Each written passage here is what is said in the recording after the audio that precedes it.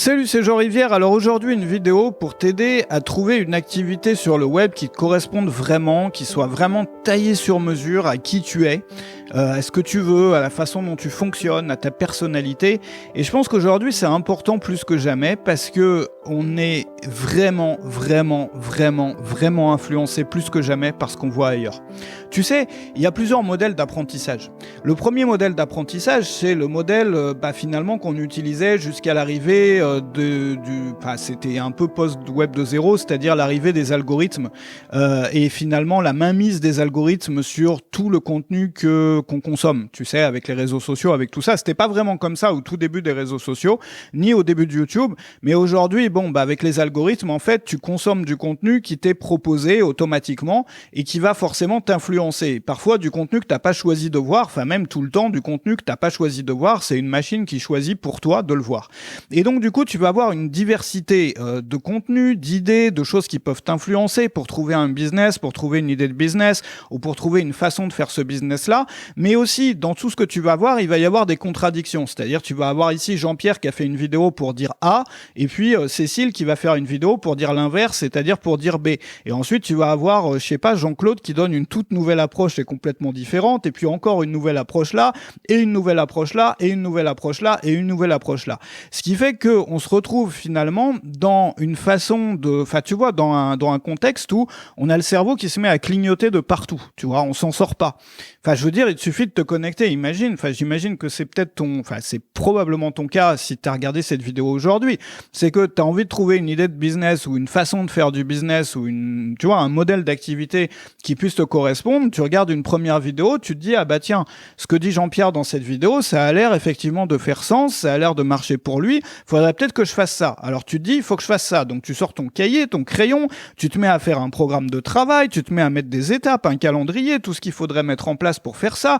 Tu regardes si Jean-Pierre il a pas fait, ou Jean-Claude, ou je sais pas comment il s'appelle, celui qui a fait cette vidéo-là, tu regardes s'il a pas des formations, ou s'il a pas fait d'autres vidéos, ou d'autres contenus, ou s'il a pas écrit un bouquin qui pourrait te guider sur cette voie-là. Et puis, tu commences tranquillement sur cette voie-là, jusqu'à ce que tu te reconnectes à YouTube, parfois dans la même journée, et que tu vois le contenu de Céline qui te dit l'exact opposé. Et là, tu te mets à remettre complètement en cause tout ce que tu viens de voir, tous les projets que tu avais faits, tout ce à quoi tu avais pensé, sur quoi tu avais réfléchi pendant la journée. Tu remets tout en cause, le château de cartes s'effondre et tu te dis, mais finalement, Céline a peut-être raison.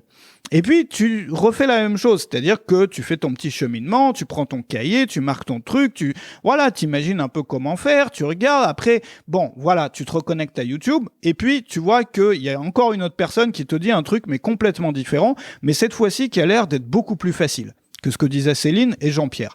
Donc tu dis, waouh, là, son truc, ça me demande encore moins de travail, donc c'est vraiment pas mal. Donc du coup, j'arrête complètement les trucs de Jean-Pierre et les trucs de Céline, et puis je me lance dans le machin qui a l'air tellement plus simple et tellement plus facile. Donc tu t'y mets, tu fais ton petit calendrier, tu fais ton petit truc et tout, jusqu'à ce que tu te reconnectes à YouTube et que tu vois encore une autre vidéo, mais cette fois-ci, on te dit, il n'y a pas besoin de travailler. Il n'y a pas besoin de travailler avec une formule magique pour faire du trading ou pour faire de l'immobilier ou je sais pas quoi. Il te suffit d'appuyer sur un bouton et tu n'as plus besoin de travailler pour avoir les résultats que tu veux. Enfin, c'est présenté comme ça, parce que dans les faits, il y a souvent du travail et beaucoup de travail. Mais, si on veut le faire bien.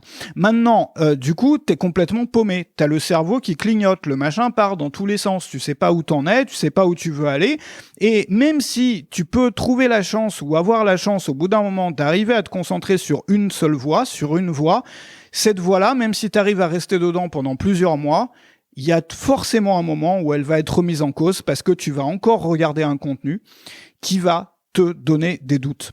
Et le problème de ça, c'est que tu vois, on peut plus se concentrer, on arrête de... Oula, tu vois, je parle même plus français. Bon, je vais l'expliquer différemment. Ça, c'est la première méthode d'apprentissage. C'est la méthode qu'aujourd'hui, malheureusement, la plupart des gens ont. C'est-à-dire qu'il n'y a pas vraiment d'alternative parce que ça part d'un bon sentiment, d'une bonne intention. On se dit, je vais me former sur tel sujet, je vais trouver des infos pour monter un business ou pour ceci ou pour cela. Donc, je vais sur YouTube ou je vais sur tel réseau social, je fais des recherches, je regarde ce qui m'est proposé. Et d'ailleurs, quand tu le fais, probablement, tu vois pas ça comme un divertissement, mais vraiment comme un projet sérieux de te former et tu as raison de le faire. Le problème, c'est que le résultat derrière, il est souvent pire que ne même pas avoir d'informations. Parce qu'au final, si tu n'avais pas eu accès à tout ça et que par toi-même, tu avais pris ton cahier, tu avais réfléchi avec les ressources que tu as déjà, avec les choses de ton passé, les choses que tu connais à un plan d'action, il y aurait eu plus de chances que tu réussisses à quelque chose tout seul qu'en passant par là, parce que au moins, même si ton projet, ton idée, ta façon de ton modèle que tu aurais inventé par toi-même n'aurait pas forcément été le meilleur, mais au moins tu aurais persévéré, tu l'aurais accompli au lieu de le remettre en cause à chaque fois avant de passer à l'action. Maintenant, la deuxième façon de se former, c'est quoi ? C'est la façon qu'on utilisait finalement avant que les algorithmes existent. Ça veut dire quoi ? Ça veut dire de choisir 1, 2, 3 guides, on peut appeler ça. C'est-à-dire des personnes de qui tu partages un peu la vision, le point de vue sur un sujet précis. Par exemple, dans le business, on peut en avoir plusieurs, on peut en avoir un, mais moi je te recommande d'en avoir par domaine. C'est-à-dire, par exemple, on peut imaginer que si le premier domaine, c'est les grands principes du business, ou disons l'efficacité, l'organisation, bah là, tu peux trouver une personne et tu corresponds à son point de vue, à son truc, t'aimes bien cette personne-là, t'as envie de la suivre, elle peut t'apprendre des choses et tu vas persévérer dans sa façon de voir les choses. Ensuite, pour la création de produits, tu vas trouver un modèle qui te correspond ou une personne, bah tu vois, avec qui au niveau personnel et au niveau de l'enseignement, ça te parle et tu vas persévérer à étudier ce que raconte cette personne parce qu'elle a passé je sais pas combien d'années à travailler là-dessus. Ensuite, sur un autre sujet, etc., etc., etc. Et quand on travaille comme ça, en fait, finalement, c'est le rapport de maître à élève, si tu veux.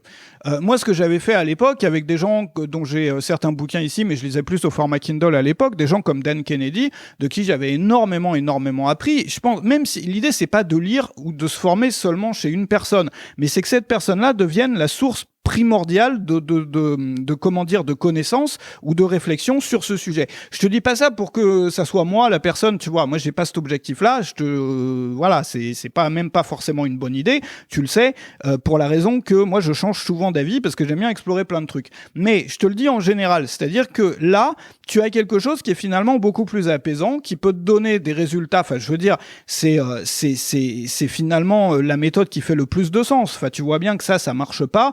D'ailleurs, il faut bien comprendre que ce qui est basé sur les algorithmes, c'est pas fait pour notre bien.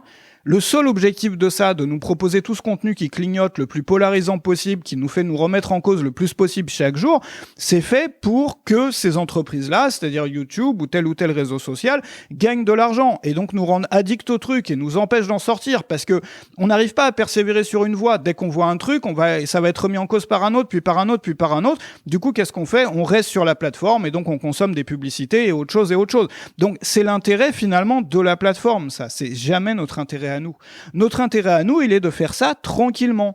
Il est de choisir des personnes qui nous parlent, qui nous ont déjà aidés par le passé, où on sent que ces personnes-là peuvent vraiment nous aider, et d'arrêter avec ça. Alors, tu sais, il y a aussi un problème, il y a aussi un biais sur le web, notamment dans ce modèle-là, c'est que forcément, les plateformes vont favoriser des personnalités qui sont pas forcément cohérentes avec ta personnalité à toi. Quand on essaye de se former en regardant, en étant inspiré par ce qu'ont construit d'autres personnes, on va regarder des vidéos, on va se dire, regarde, il y a Jean-Michel qui a fait ça dans sa vie, j'aimerais bien faire pareil, j'aimerais bien devenir Jean-Michel. En gros, c'est ça. J'aimerais bien devenir comme Jean-Michel, ou comme Céline, ou comme machin, ou comme truc que j'ai vu sur YouTube. Le gros problème, et là où il y a un énorme biais, c'est que forcément, les personnes pour qui ça va le mieux fonctionner, je parle en termes d'audience sur ce type de plateforme-là, c'est un type de comportement qui est extrêmement précis. Ce sont des gens qui vont être forcément, tu vois, ça c'est le combo du gourou, le combo de l'influenceur. C'est souvent des personnes qui vont être extrêmement extravertis, c'est-à-dire qui ont une sorte de, enfin tu vois, je te fais pas le dessin, c'est rarement des introvertis. Bon, ce sont des gens qui ont souvent une extrêmement haute image d'eux-mêmes, qui souvent va frôler le narcissisme. Bon, etc. Je juge pas ça en bien ou en pas bien. D'ailleurs, ça c'est complètement neutre dans le sens où c'est un trait de personnalité et souvent on est avec ou c'est lié à notre vécu. Mais ce que je veux te montrer, c'est qu'il y a un combo, si tu veux, de critères ou bien de traits de personnalité qui font qu'on va voir davantage tel type de personnes sur YouTube qu'une autre. Par exemple, si tu prends, je sais pas, regarde les bouquins que tu as chez toi, tu regardes par exemple un auteur qui t'a beaucoup aidé, mais qui est une personne qui est extrêmement réservée, qui voit quasiment personne, ou qui, je sais pas, est une sorte de sage qui vit sur la montagne, bon, ce genre de personne-là, il va pas cartonner sur YouTube, donc tu vas pas les voir.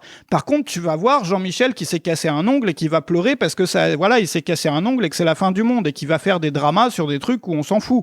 Donc ce que je veux te montrer, c'est ça, c'est que les comportements et les personnalités qui sont mises en valeur, en tout cas le degré de mise en valeur, si tu veux, n'est pas corrélé avec l'intérêt profond que peut, tu vois, enfin, je veux dire, la valeur de l'enseignement que la personne peut t'apporter.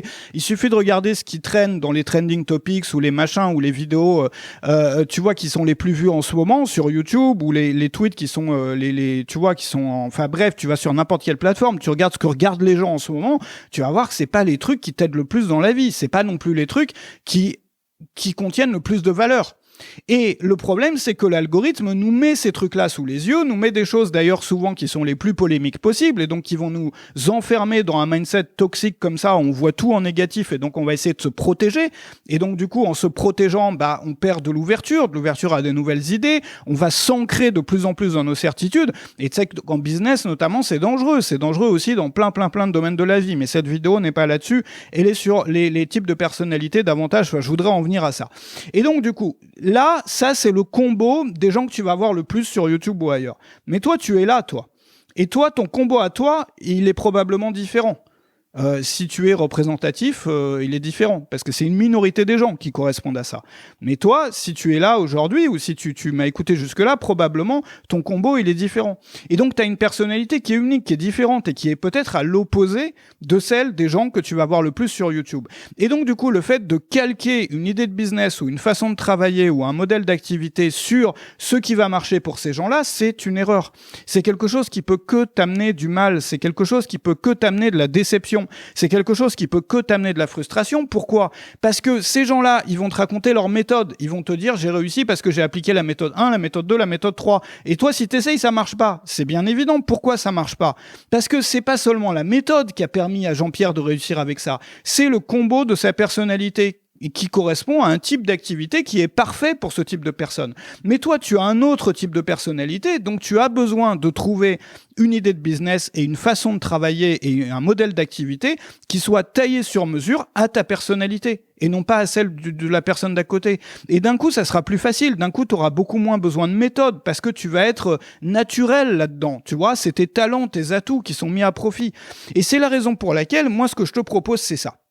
C'est quand tu cherches une idée de business ou quand tu cherches un modèle finalement d'activité, c'est plus un modèle d'activité qu'une idée de business. Que un modèle d'activité, c'est quoi ? C'est la façon dont tu vis finalement. C'est-à-dire qu'est-ce que tu fais quand tu travailles, combien d'heures tu travailles, est-ce que ce que tu fais dans ton travail ça te plaît, comment tu le fais, comment tu t'organises, à quoi ressemblent tes semaines, tes journées, ça veut dire ta vie en fait. Bon, quand tu cherches ça, pars de toi-même, ne pars pas de YouTube, ne pars pas des autres, ne pars pas de quelqu'un que tu as vu sur YouTube et tu te dis ça a l'air de marcher pour lui, j'aimerais bien être comme lui. Non, pars de toi-même. Fais la liste de tes atouts, de tes forces, des choses sur lesquelles toi, tu es naturellement meilleur que les autres, dans lesquelles tu as plus de facilité que les autres. Et plus sont des choses minoritaires, plus sont des choses que peu de gens partagent finalement, plus tu as de chances de réussir avec ça. Pourquoi ? Parce que ça te distingue, ça te différencie, ça te rend unique dans un magma de gens qui sont tous pareils. Tu vois ce que je veux dire ? C'est tellement important de partir de soi. Parce que si tu te demandes, par exemple, si tu fais une liste et tu dis, voilà, quels sont mes traits de personnalité, les choses que j'ai les plus différentes par rapport au commun des mortels. Tu vas peut-être commencer par dire, moi je suis introverti par exemple, je suis plutôt réservé. Moi j'aime bien passer du temps à faire X ou Y. Moi j'aime pas, faire X ou Y, etc., etc. Et tu te poses la question, comment est-ce que je pourrais mettre ça à profit ? Comment est-ce que je pourrais baser l'essence même l'essentiel de mon business, même l'âme de mon business sur ces choses-là ? Et tu le verras, notamment quand on est... Enfin, moi, je crois vraiment notamment que quand on est introverti, il y a beaucoup de personnes qui... Alors, c'est un peu le souci, nous, dans nos métiers à nous, parce que il y a eu une dissociation au bout d'un moment. Tu sais, moi, quand j'ai commencé dans ce métier, c'était à l'époque des blogs, en fait. Donc, c'était davantage de l'écrit. Et puis, aujourd'hui, c'est passé à davantage de vidéos. Et il y a plein de gens qui ont lâché le navire, qui ont vraiment, sauté par-dessus bord, qui ont tout abandonné. Lors du passage à la vidéo, lors des années où les débits se sont développés et puis que la consommation de contenu de ce type-là sur le web est devenue plus de la vidéo. Pourquoi ? Parce que c'était des gens qui étaient plutôt introvertis, qui étaient plutôt réservés, qui cartonnaient à l'écrit, mais dès qu'il fallait passer à la vidéo, c'était pas leur truc. Et ils ont été remplacés par des gens qui jugeaient souvent comme des personnes qui apportaient beaucoup moins de valeur dans leur contenu, mais plus de valeur sur leur personnalité. Donc du coup, ces gens-là se sont mis à être frustrés, à être énervés, à machin, à tout ça, et puis finalement à disparaître de la surface de la Terre, plus ou moins. Enfin, c'est ça qui s'est passé. Alors que, tu vois, c'est dommage que c'est du gâchis. Alors que si c'était demandé, moi, j'essaye pas de devenir comme quelqu'un que je suis pas. Mais comment est-ce que je pourrais construire? Comment est-ce que je pourrais sortir là-dessus, inventer des nouveaux modèles? Peut-être même trouver des façons de faire des vidéos. Si c'est des vidéos, c'est pas forcément des vidéos, mais si c'est des vidéos qui soient vraiment en adéquation avec ma personnalité. Et moi, ce que je pense que le plus important avant de regarder des vidéos sur YouTube qui peuvent nous inspirer à changer de vie, à ceci, à cela, il faut se demander, est-ce que c'est moi la personne que je vois de l'autre côté? Est-ce que c'est cohérent avec qui je suis moi? Est-ce que c'est cohérent avec mes personnalités? Est-ce que je suis vraiment cette personne-là? Ou est-ce que moi, je suis moi? Tu vois? Et quand on réfléchit comme ça, on peut, tu vois, ça commence par accepter intégralement qui on est. C'est-à-dire, si on est introverti, de l'accepter, de se dire, moi, je suis introverti. J'ai pas besoin de me sentir mal ou en second plan ou, tu vois, une sorte de sous-humain ou de sous-créateur parce que je suis de cette façon-là. Au contraire, je vais bâtir là-dessus. Je vais en faire ce qui me rend unique. Ça peut être encore autre chose que l'introversion. Ça peut être, je sais pas, n'importe quoi. Tu vois, on est tous différents finalement. Mais si on essaye de devenir comme quelqu'un qu'on n'est pas et qu'on sera jamais parce que c'est un type de personnalité différent, qu'est-ce que tu veux faire? Tu vas toujours toute ta vie vivre dans la frustration. Enfin, c'est un truc duquel on peut jamais sortir, en fait. Donc, ça serait vraiment tellement dommage de gâcher toute sa vie avec ça, alors qu'on pourrait vraiment, tu vois, avoir un beau truc, réussir, s'accomplir vraiment dans quelque chose qui soit cohérent. Donc, commence par toi. Commence par lister tout ce qui te rend différent. Et demande-toi comment est-ce que je pourrais faire fleurir ça, c'est-à-dire comment est-ce que je pourrais vraiment aller au maximum du potentiel de ça. Et là, tu auras trouvé un business qui te correspond. Là, tu auras trouvé une activité qui est taillée sur mesure à qui tu es, toi. Et non pas le business de Jean-Pierre ou de Jean-Michel ou de trucs. Bien entendu, on peut être inspiré, bien entendu, on peut prendre un petit truc par ici ou par là. Et puis en même temps, les personnes qu'on suit, tu sais, je t'avais dit ici, quand on suit 1, 2, 3 guides comme ça, au lieu de partir dans tous les sens, on peut aussi choisir des personnes qui ont à peu près la même personnalité que nous. Moi, je sais que les personnes chez qui j'ai beaucoup appris sur ce métier-là sont des personnes qui ont à peu près la même personnalité que moi, tu vois. Parfois même les mêmes idées que moi sur des choses qui sortent complètement du business ou la même optique par rapport à la vie. C'est les gens qui m'ont le plus aidé. C'est pas les gens les plus connus d'ailleurs, c'est pas les gens que les autres suivent le plus, mais c'est les gens qui sont les plus similaires à ma personnalité. Et donc, si j'écoute ces gens-là, il y a beaucoup plus de chances, et c'est ce qui s'est passé, que leurs enseignements, finalement, j'arrive à les mettre en pratique et qui m'apportent vraiment quelque chose. Et je pense que ça dépasse même l'idée de rechercher une idée de business ou un modèle de business. C'est vrai dans tous les domaines de la vie, quoi. Ça sert à rien de... Tu vois, en plus, essayer de devenir comme quelqu'un qu'on sera jamais parce que c'est pas notre personnalité, ça nous enferme dans la frustration. Ça nous fait souffrir pendant toute notre vie, tu vois, parce qu'on sera jamais comme ça. Donc, on aura toujours un décalage entre qui on est et le modèle qu'on a. Alors que quand on commence à accepter, je suis comme ça, c'est ni bien ni pas bien en fait, mais c'est là-dessus que je vais construire. Donc du coup, je vais essayer d'en trouver le meilleur, là où je pourrais devenir différent, meilleur, tu vois, et tout ça, mais dans les choses que j'ai déjà à l'intérieur de moi-même. Voilà. Alors après, si t'es introverti, bon... Je t'en parle parce que j'avais fait une formation là-dessus.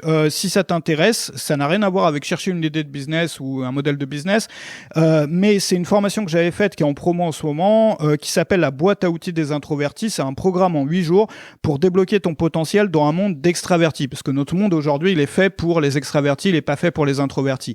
Si t'es quelqu'un de plus introverti, bon bah tu te sens parfois peut-être pas à ta place dans le monde moderne. C'est la raison pour laquelle j'ai voulu faire ce programme-là, pour t'aider à reprendre le contrôle, t'équiper d'outils indispensables qui sont pourtant peu connus. Ça se trouve en dessous, soit sur le site si tu es sur mon site, soit sur YouTube dans la description. Tu vas avoir donc un programme en 8 jours avec le grand filtrage pour retirer de ta vie tout ce qui te donne trop de stimulation inutile. Tu vas comprendre aussi le lien entre, l'importance de comprendre le principe des stimulations quand on est introverti. Je peux pas en parler là dans cette vidéo, mais regarde en dessous. Le plan d'action relationnel, on va revoir de zéro la façon dont tu gères tes relations, le plan de maîtrise des niveaux d'énergie aussi, parce que voilà, quand on est introverti, il faut apprendre à gérer son énergie, ses niveaux d'énergie, parce que sinon on se fatigue vite. La technique du sanctuaire, le plan de carrière pour introverti, la technique pour se faire passer pour un extraverti. Alors pas tout le temps dans la vie, mais parfois on en a besoin, dans des contextes où c'est indispensable. Il y a toutes sortes d'outils finalement pour les introvertis, pour les ambivertis, c'est-à-dire les gens qui sont un peu entre les deux, et les personnes qui sont sensibles aux stimuli extérieurs, c'est-à-dire toutes les personnes qui sont... souvent ça rejoint l'introversion, parce que l'introversion c'est dû au fait d'être sensible aux stimulations extérieures, c'est-à-dire tout ce qui te rentre dedans, dans le cerveau, dans la tête, je sais pas, même ce que tu vois, ce que tu sens, ce que tu entends. On est plus sensible au son aussi, tout ça. Pourquoi ? Parce qu'on est plus sensible aux stimuli. Et donc ça a forcément énormément d'impact sur énormément de plans de la vie, dont le business. Voilà. Donc je te propose de regarder ça, si tu veux continuer la discussion, de suivre ça. Je te propose aussi de t'abonner à la chaîne YouTube si tu veux voir plus de vidéos comme ça. J'en fais 3 par semaine sur des sujets divers et variés, mais qui concernent principalement les formateurs professionnels ou les personnes qui veulent devenir formateurs ou formatrices professionnelles. Et je t'ai mis 2 autres vidéos pour terminer qui sont suggérées maintenant. Donc la toute dernière vidéo si tu l'avais ratée et que tu souhaites la regarder.